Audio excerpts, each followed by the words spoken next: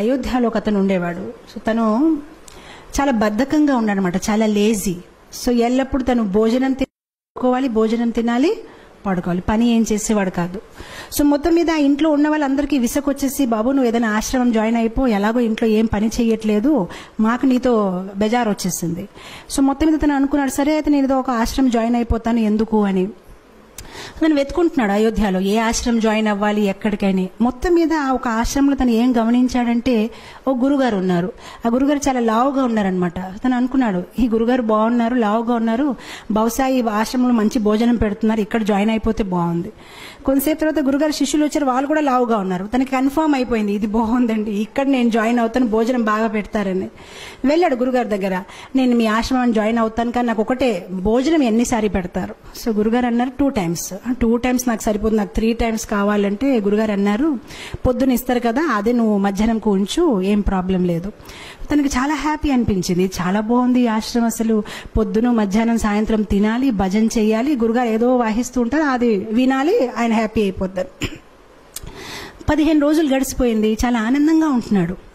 15 రోజుల తర్వాత ఒకరోజు పొద్దున ఏం చూశారంటే, వంట ఏం అవ్వట్లేదు, అక్కడ ఏం జరగట్లేదు, వంట గదిలో ఎవరు లేరు, అందరూ ఏదో జపం చేస్తున్నారు. సో తన అడుగుతున్నాడు అందరికీ, ఏంటండి ఈరోజు ఏం వంట చెయ్యరండి?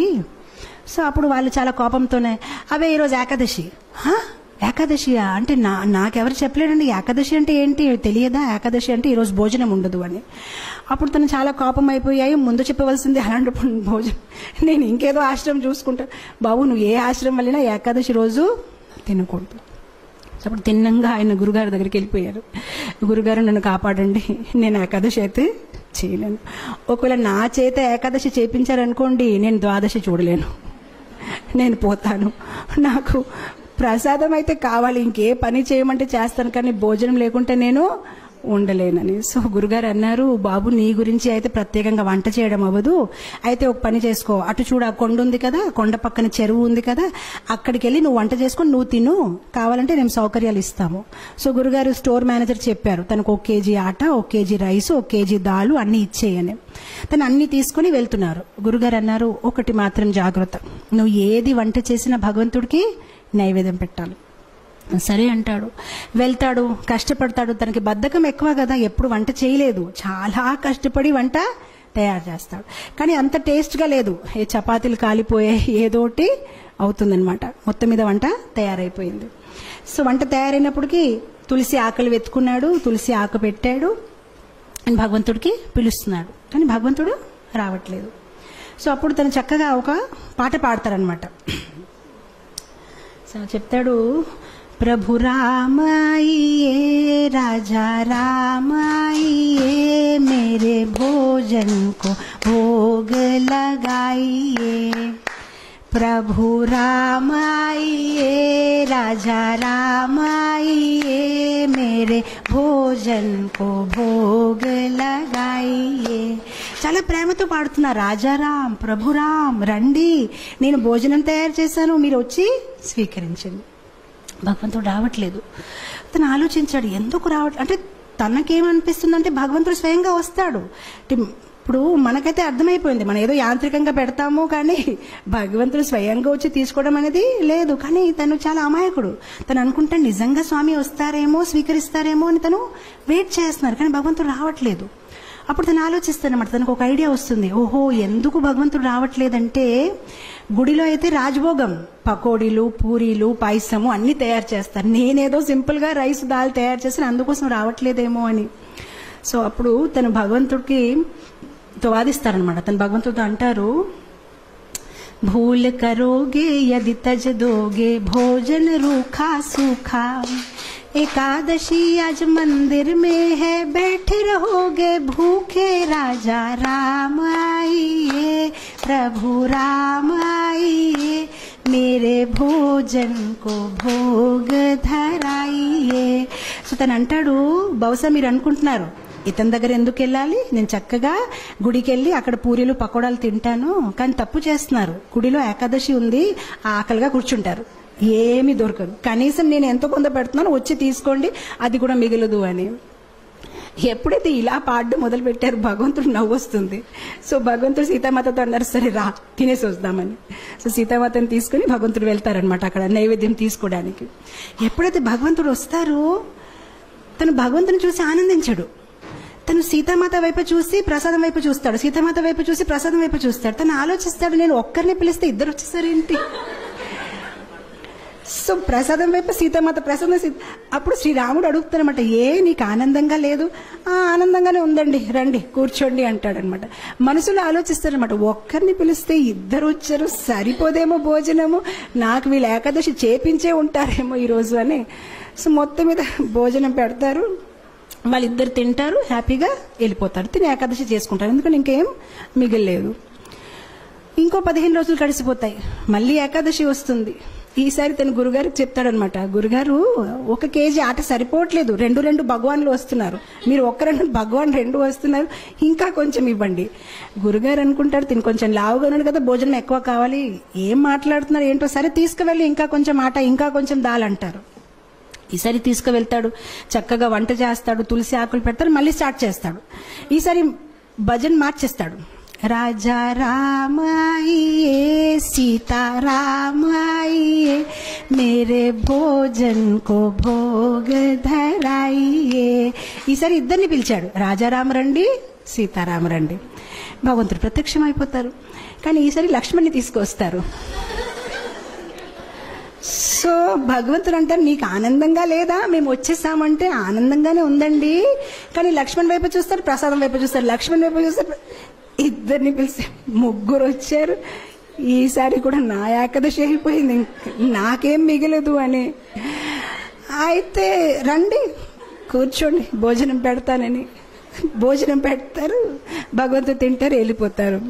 తను అనుకుంటారు, సరే అయితే నెక్స్ట్ టైం నుంచి 3 పీపుల్. మళ్ళీ వెళ్తారు గురుగారి దగ్గర, గురుగారు కొంచెం ఇది సరిపోవట్లేదు. సరే గురుగారు ఒప్పుకుంటారు, సరే ఇవ్వండి, మేబీ సాయంత్రం పూట మళ్ళీ తింటాడేమో అని. ఈసారి మళ్ళీ పాటలు పాడడం, ఏకాదశి రోజు వెళ్ళాడు, వంట చేశాడు, తులసి పెట్టాడు. రాజా రామాయియే సీతా రామాయియే లక్ష్మణ్ సాథ్ లాయియే మేరే భోజన్ కో భోగ్ ధరాయియే. వచ్చేస్తారు సీతారాం, లక్ష్మణ్ అండ్ హనుమాన్. ఇతను మళ్ళీ భోజనం వైపు చూస్తారు, హనుమాన్ వైపు చూస్తారు, భోజనం వైపు చూస్తారు, హనుమాన్ వైపు చూస్తారు.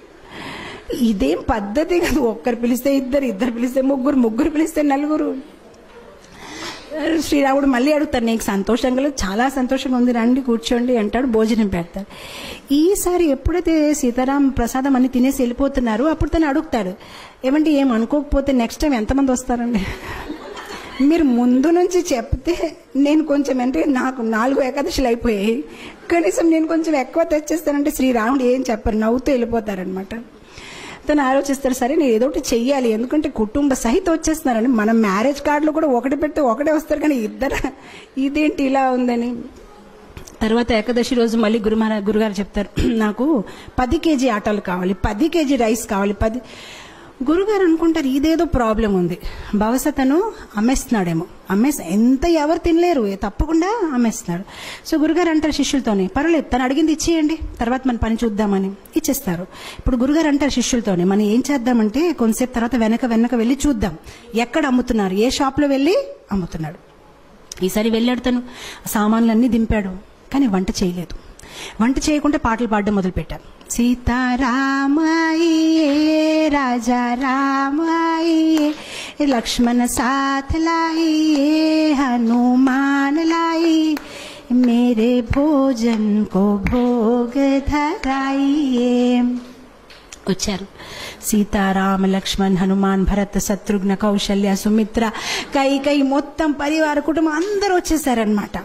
సో అప్పుడు వచ్చేసి, బాబు మేము వచ్చేసామని. సో తను అందరు లెక్క పెట్టుకుంటున్నారు, వచ్చారు, చాలా మంది వచ్చారు. సో అప్పుడు భగవంతుడు అన్నారు, ప్రసాదం ఎక్కడుంది? సో అప్పుడు తిని అన్నాడు, నేనెందుకు వంట చేయాలి, నేను చేస్తాను, మీరు తినేసి వెళ్ళిపోతారు, నాకేది మిగలదు, అదిగో అక్కడ ఉంది, మీరు వంట చేయండి, తినేసి వెళ్ళిపోండి, ఎలాగో నాకేమీ దొరకదు, గత కొన్ని ఏకాదశి నుంచి నేను ఏకాదశి చేస్తున్నాను, అక్కడ ఉంది, వంట చేసి తినేసి వెళ్ళిపోండి. ఇంకా తనకి కోపం వచ్చేసి చెట్టు కింద పడుకుంటాడు, ఇంక లాభం లేదు, వీళ్ళు ఎప్పుడు చెప్పినా మొత్తం కుటుంబం తీసుకు వచ్చేస్తారు. సో శ్రీరాముడు అంటారు సరే అయితే. సో శ్రీరాముడు కూరగాయలకు వస్తున్నారు, సీతామాత వంట మొదలు పెట్టారు, లక్ష్మణ్ కర్రలు తీసుకొచ్చారు, హనుమాన్ పండు తీసుకొని వస్తున్నారు, అందరు బిజీ అయిపోయారు. ఆయన ఎప్పుడైతే సీతామాత ఇలా వంట చేస్తున్నారు, దేవతలందరూ కూడా కింద దిగిపోయారు, ఆ ఋషులు మునీలు అందరూ చాలా హడావడిగా అయిపోయింది. అక్కడ వంటలు అవుతున్నాయి అనమాట, ఎంతో మందికి వాళ్ళు కుకింగ్ చేస్తున్నారనమాట.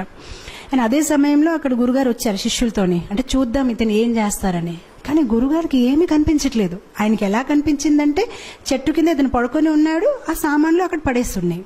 సో అప్పుడు గురుగారు తను లేపి చెప్తున్నారు, నువ్వు చెయ్యవా వంట, ఏం చేస్తున్నావని. సో అప్పుడు శిష్యుడు చెప్తారు, మీకు కనిపించట్లేదా, ఇంతమంది వంట చేస్తున్నారు, ఇగో చూడండి సీతామాత ఏం ఇగో చూడండి ఇదేమవుతుందని.